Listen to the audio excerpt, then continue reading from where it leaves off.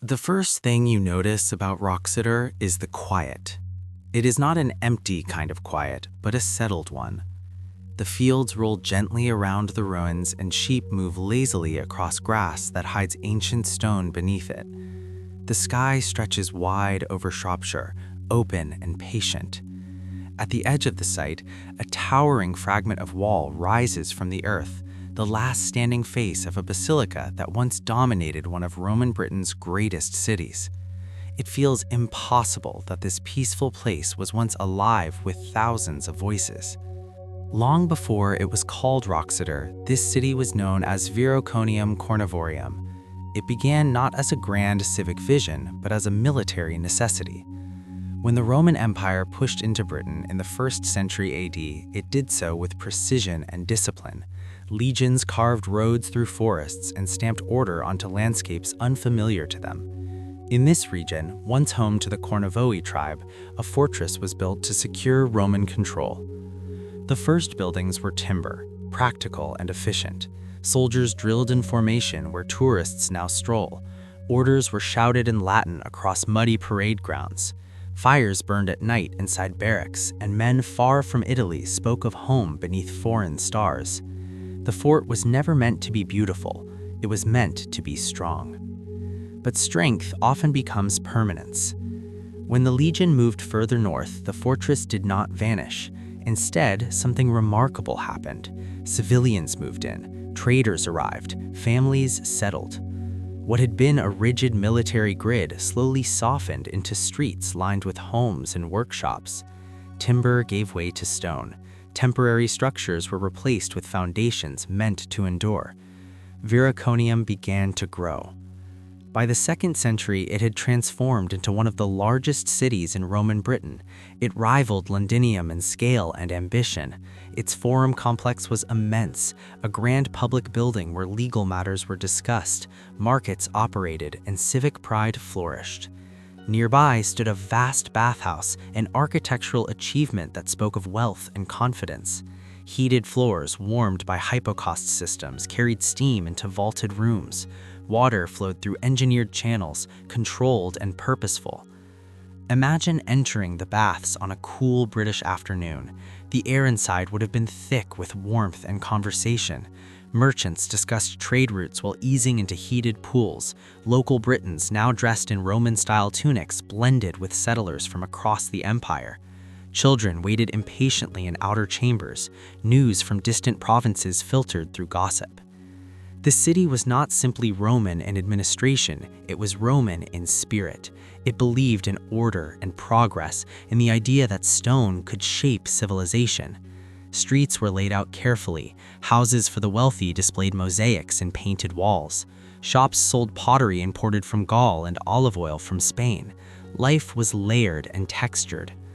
Yet even in its golden years, there was a quiet vulnerability beneath the confidence. The empire that supported Viroconium stretched across continents. Its stability depended on distant decisions made by emperors who would never see this place.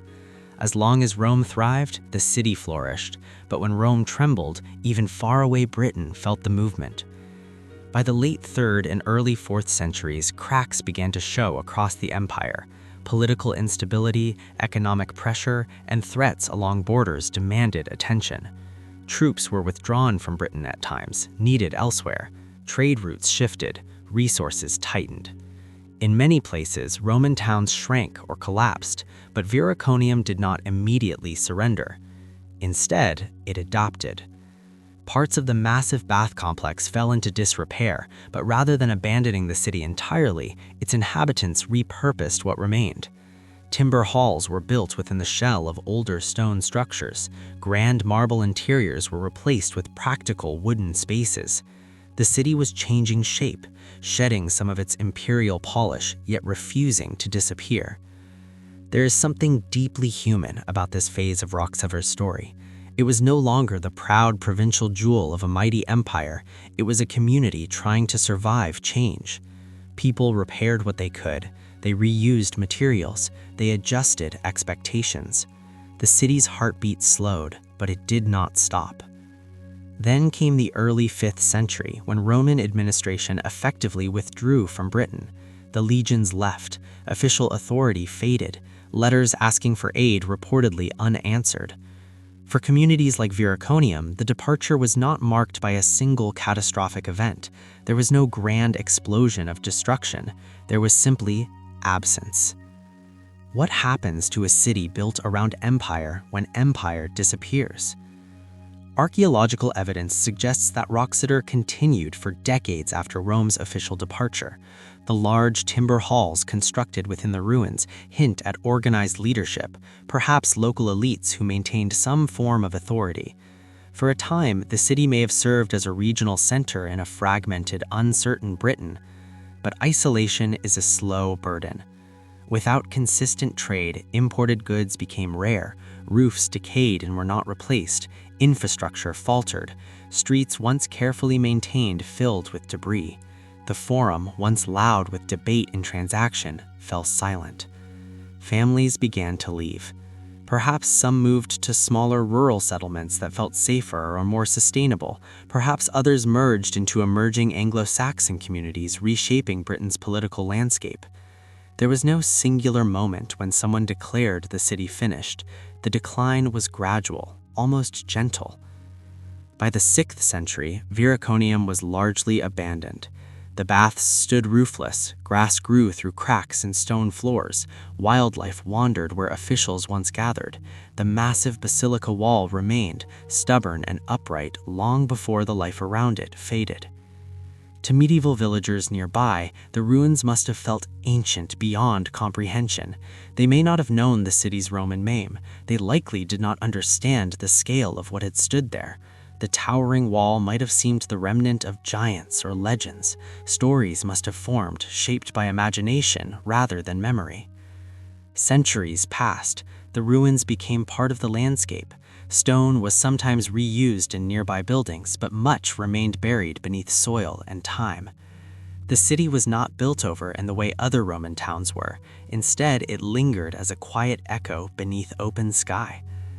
When antiquarians began investigating the site more seriously in the 19th century, they uncovered something astonishing. Beneath fields and pasture lay the outline of a vast Roman city. Foundations mapped out streets. The bath complex revealed its enormous scale. Coins, pottery fragments, and everyday objects emerged from the earth, each one a whisper from the past. Excavation transformed silence into story.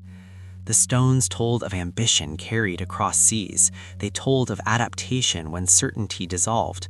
They revealed that Britain's so-called Dark Ages were not an immediate collapse into chaos, but a complicated transition. Standing at Wroxeter today, it is easy to feel both small and connected. The remaining wall rises against the sky, weathered yet resilient. Around it, the foundations of homes and public buildings are traced in low stone outlines. Visitors walk quietly, reading signs that explain what once stood where. But the most powerful part of the site is not the information panels. It is the space itself. You can stand in what was once the bathhouse and imagine steam rising around you.